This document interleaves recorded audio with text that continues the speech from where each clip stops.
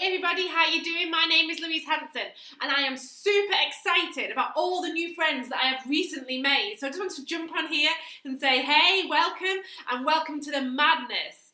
So I've reached out to most of you, most of my new friends, and said a quick, hey, how you doing? How's your day going?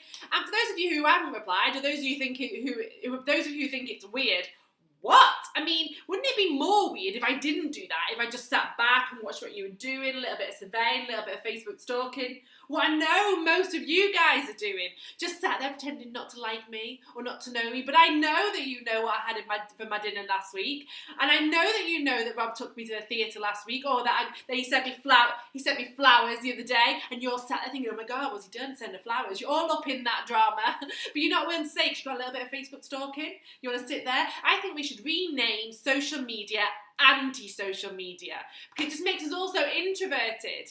But I love to say hello. I'm just really interested in who you are, what you like, what have we got in common, how are we going to be BFS forever? So I've reached out, I've said hello, and I'm really interested in what it is that you guys do like doing, and that what are your hobbies, what do you enjoy doing? I like to make friends, whether it be real or virtual.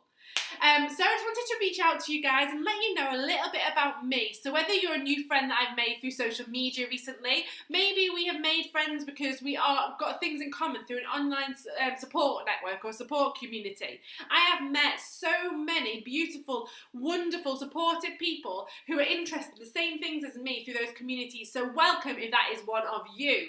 I've also made loads of friends through my business. So if you're here watching who I am, what I do, hey, welcome to the madness. This is how I roll. Or maybe we have reconnected because maybe I know you from my time back up in the Northwest, where I lived in Wigan, Warrington, Liverpool, Manchester. Or maybe we've made new friends. I've made new friends with you recently from my home in Warwickshire, met through the kids, through things that we do around about here in the local area. Whoever you are, however you've made friends with me, absolutely welcome, and thank you for being part of my journey. So I just wanted to share a little bit about me, who I am. So maybe you've looked at my timeline, seen who I am, maybe you've Googled me, seen what all this loud, brash northerner is talking about. But who am I? And I wanted to share that with you because the person that you see here today is not the person that has always been. Yes, I'm loud, I'm excited, I am absolutely in love with life, but it's not always been that case. So as you know, my name is Louise Hanson, and I was born Louise Carmichael.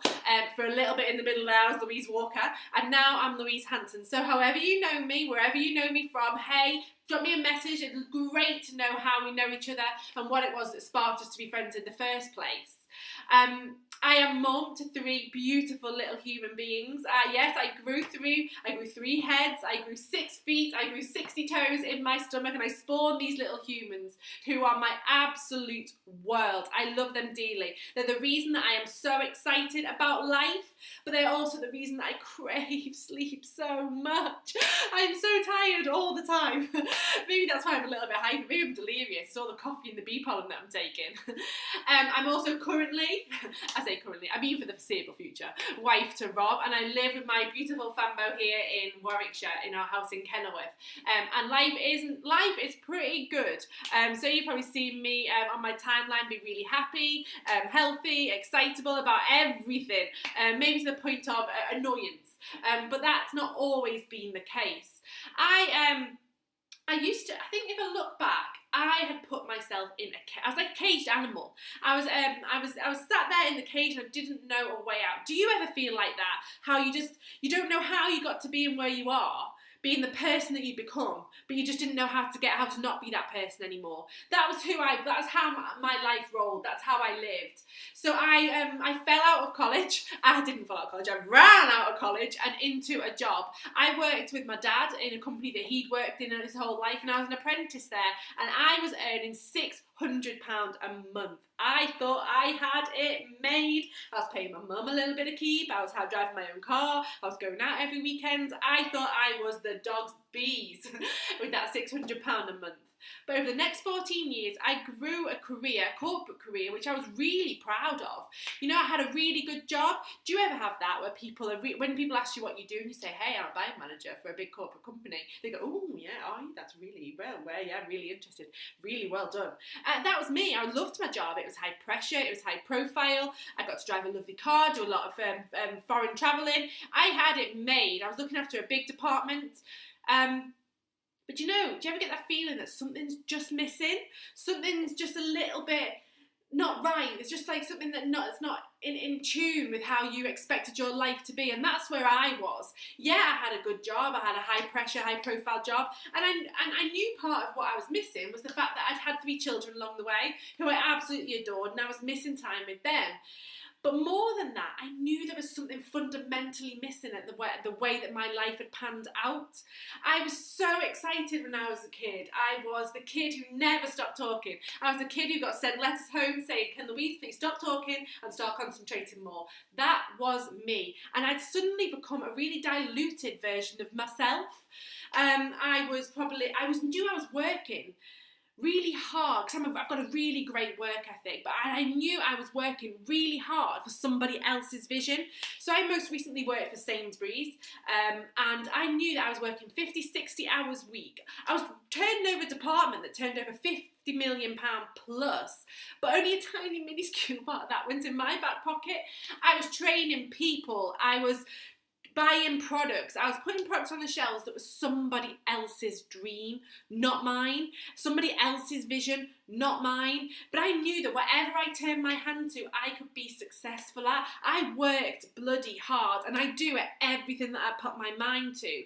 But I could never come up with that one killer idea. I was waiting for it.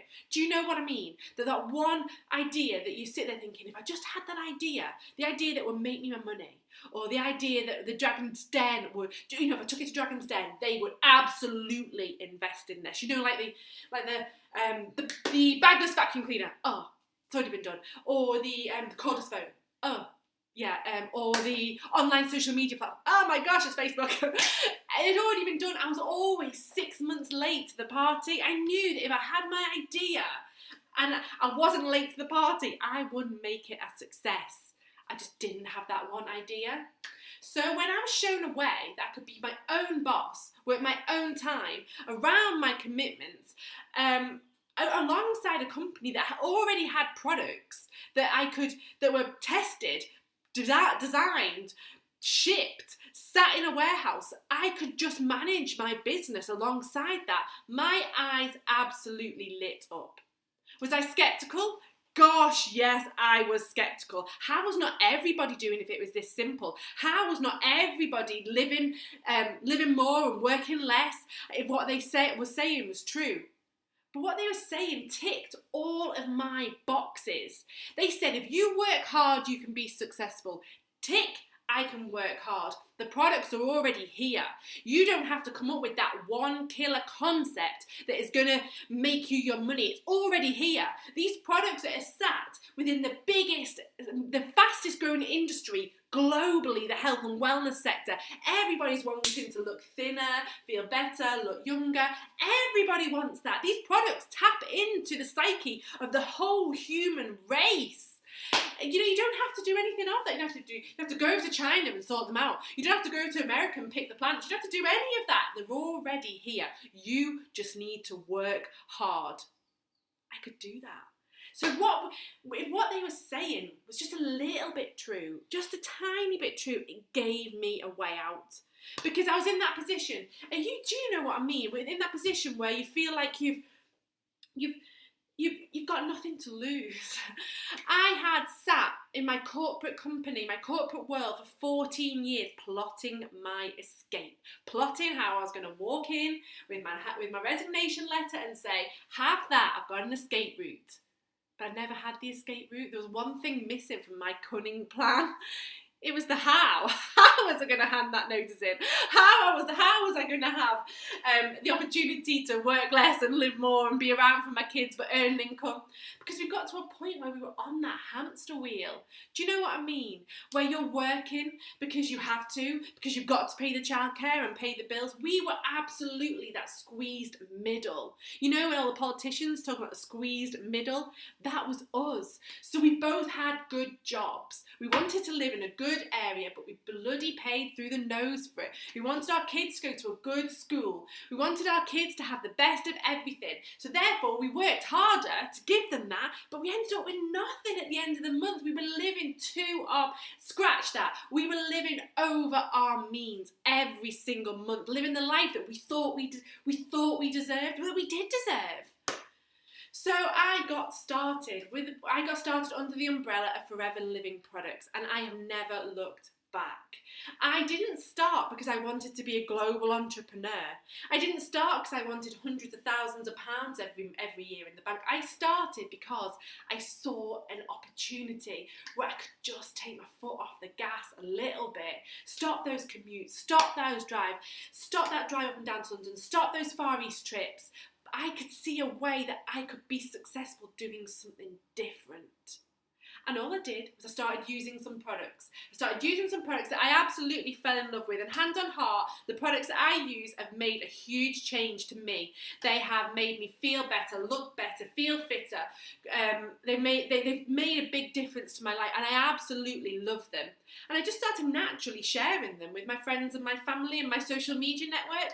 And everyone was saying to me, "Hey Lou, how's your skin cleared up?" I go, "Oh, you should use this." "Hey Lou, you look amazing. What have you been doing? You should try this product." I was already doing it before I started with Forever. I just didn't know it. So I remember years ago, I started using Chanel foundation. It was absolutely amazing. Extortionate, but absolutely amazing. So I rang all my friends and said, oh my God, I've tried this new foundation. You should so try it. And they all did. They all went and bought it. So we were all using this Chanel foundation that I recommended. So I just naturally did that with the products that I was using from my own shop, and I got paid a profit from doing that. Do you know what? I was fitting it in probably about 5 hours a week. It was awesome. And in month 3 of my business, I turned I made a profit of over £1,500 just for 5 hours a week, using a product, putting them on me, in me, telling people about them. It was awesome. I absolutely loved it. So I was making money from just chatting with my mates. Then I started thinking, you know what, if I'm sharing these products with people and making money, maybe some of my friends would like to do the same. I knew so many people who was disillusioned with the corporate world, wanted to be at home with the kids, wanted that extra bit of money just to get them through to the end of the month.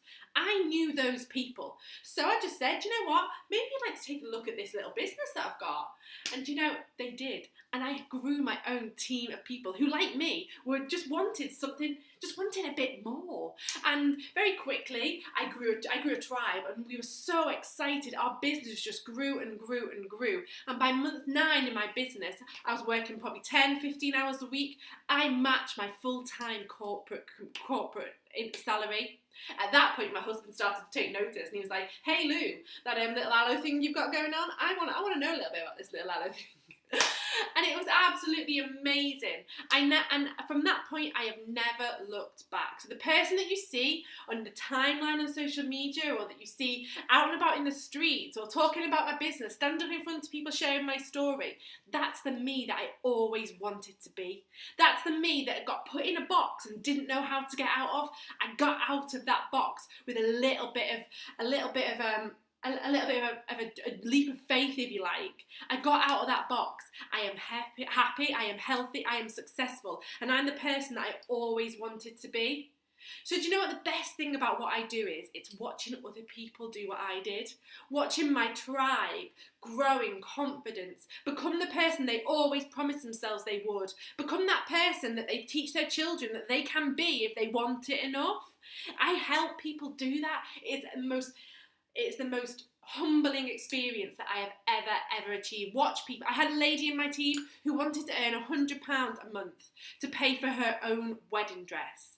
She earned that within 6 months. She got to pay for her dream wedding dress. I have a lady in my team who wanted to earn £1,000 a month so she could give up her corporate career, not her NHS career, and stay at home with her kids. I offer this opportunity. I'm humbled to offer this opportunity to people who, like me, did not know there was another way. So if you're watching me for the first time and you're thinking you're annoying, get over it.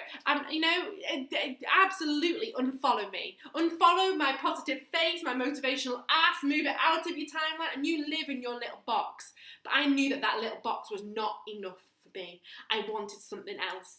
Because what I want from my friends, whether you be virtual or whether you be real to me in real life, I can touch and feel your face.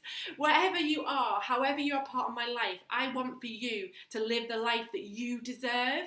I want you to be the best version of yourself, because you can't wait. You can't sit there and wait for tomorrow that might never come and live treading the water. You've got to take a chance at some point and give it. And what I do was a calculated risk. It was calculated. I thought about it. I thought if I can I knew how much I needed to earn. I needed to earn £600 a month to have more in my pocket every month than I did going out working those 50 hours a week. And do you know what? I earned that in the second month, and I've never ever looked back. So I've absolutely changed my life. And that is why you see me today on social media being happy and #blessed all the time, because I genuinely look at my life and think that is a life that I always dreamed of. So I wish you had the life that you've always dreamed of, and I wish that you could be the best version of yourself, whoever that may be. Thank you all so much for following my journey and for watching this video, and I can't wait to share my positivity, my motivation, and my lust for life with you all going forward. Have a wonderful, wonderful day. Take it easy. See ya!